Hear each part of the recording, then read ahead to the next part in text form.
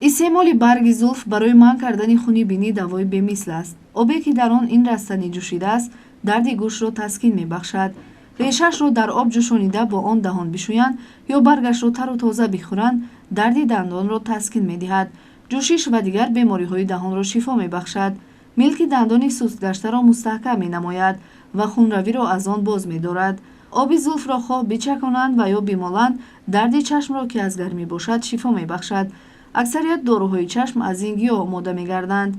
наскро бо барги он якҷо пухта бихӯранд дамкӯтаҳиро шифо мебахшад.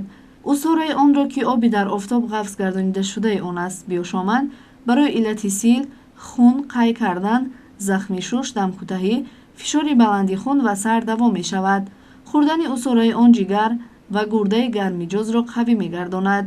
инчунин гиреҳи ин узвҳоро мекушояд, шиддати ташнагиро мешиканад, вайронии ҳазми таомро нест мекунад.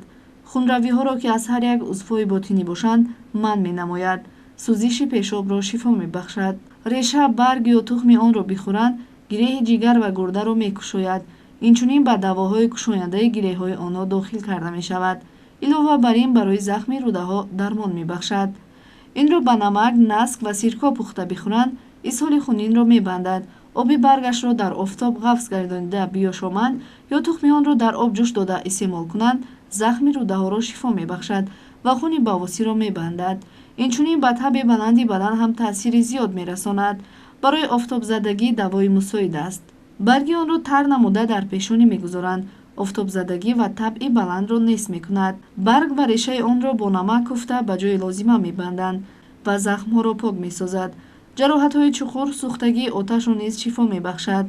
миқдори як бор нӯшидан аз оби барги он дар як рӯз аз 50 то 150 грамм аст. ҳар рӯз оби барги зулфро ним ё як соат пеш аз наҳорӣ ва бегоҳи рӯзӣ низ аз 150 то 180 грамм то як моҳ бинӯшанд саратони меъдаро шифо мебахшад.